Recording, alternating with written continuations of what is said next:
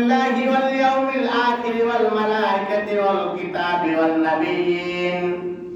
আমি আল্লাহ রাব্বুল আলামিন কিরামান কাতিবিন ফেরেশতা বানাইলাম, তোমার ঘাড়ের উপরে নিযুক্ত করে দিলাম। এইটাই শেষ করে নাই রে বান্দা, তোমাদের জন্য আরো একেবারে প্রমাণের জন্য 104 খানা কিতাব পাঠিয়েছি। 103 খানা কিতাব তোমার পূর্বেই, তোমাদের নবীর পূর্বে 103 খানা কিতাব খতম হয়ে গিয়েছে, কিন্তু এমন একটা কিতাব দিয়েছে যার নাম কালামুল্লাহ। এইটা কিয়ামত পর্যন্ত খতম হবে না, তার আইন চলবে।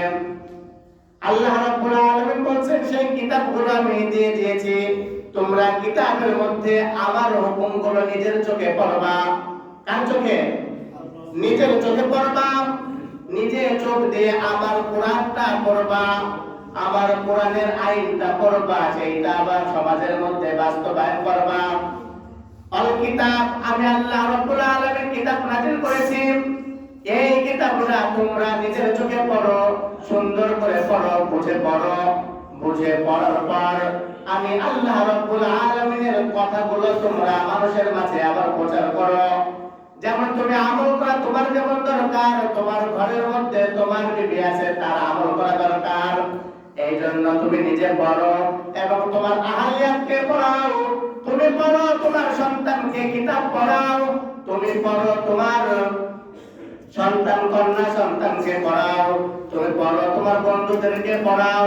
আল্লাহ রাব্বুল আলামিন বলতেছেন কিতাব দিয়েছি, কিতাবের মধ্যে আমি গুনাহের কথা বলেছি, গুনাহ করবি না রে বান্দা। আমি আল্লাহ রাব্বুল আলামিন বলেছি নামাজ পড়বি, নামাজ পড়বি তোরা। আল্লাহ রাব্বুল আলামিন বলতেছেন আমার আদেশ ইন্নাস সালাতা তানহা আনিল ফাহশাই ওয়াল মুনকার। আল্লাহ রাব্বুল আলামিন বলতেছেন এ বান্দা আমার নিষেধ ও আদেশগুলো পালন করা তোমাদের দায়িত্ব আর কর্তব্য।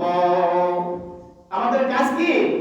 আমাদের কর্তব্য কাজ হলো আল্লাহ তাআলার আদেশগুলোকে পালন করা।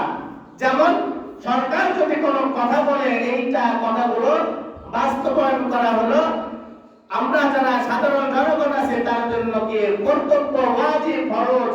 তার থেকে বড় সরকারের থেকে সরকার হলো আমার আপনার আল্লাহ, তার কথাটা কেমন বাস্তবায়ন করা দরকার হিসাব করে দেখেন।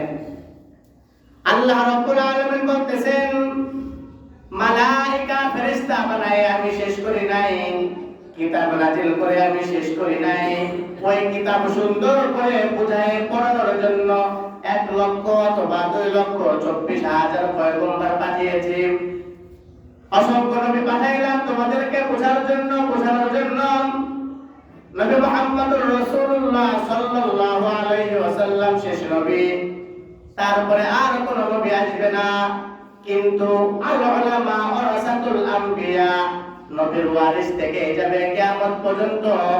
ওই ওয়ারিসগুলো আমার এই কথাগুলো তোমাদের মাঝে বলবে, তোমরা প্রত্যেকেই এই কথাগুলোকে মেনে চলবা, তাহলে তোমরা সকলেই দাখালাল জান্নাহ, আল্লাহ তাআলার জান্নাতে যাবা।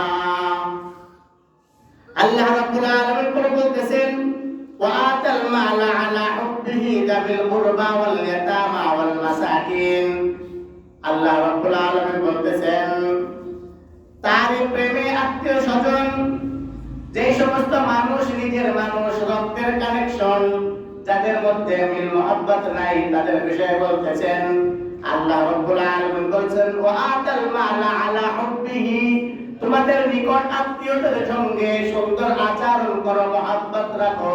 প্রেম যেমন করলে মহব্বত বাড়ে, ঠিক ওই প্রেমের মতন মহব্বত তোমার নিকট আত্মীয়দের সঙ্গে তোমরা বজায় রাখো। তারপরে আল্লাহ তাআলা বলতেছেন যাবিল কুরবা ওয়াল ইয়াতামা ওয়াল মাসাকিন। এখানে আল্লাহ রাব্বুল আলামিন আবার বলতেছেন ওয়া আতাল মালা আলা হুব্বিহি যাবিল কুরবা ওয়াল ইয়াতামা, যারা এতিম তোমাদের মাঝে, যাদেরকে আমি আল্লাহ রাব্বুল আলামিন দুনিয়া থেকে তুলে নিয়েছে, ছোট্ট একটা মাসুম বাচ্চার বাবা, ওই বাচ্চাটা 12 বছর বালিগ না, সাবালগ না হওয়া পর্যন্ত সে এতিম। তোমরা সেই এতিমকে দেখে শুনে রাখো, তার যে সম্পদ আছে এই সম্পদটা তাকে সুন্দরভাবে বুঝায় দাও। কখনো তোমরা তার সম্পদগুলো গ্রাস করবে না।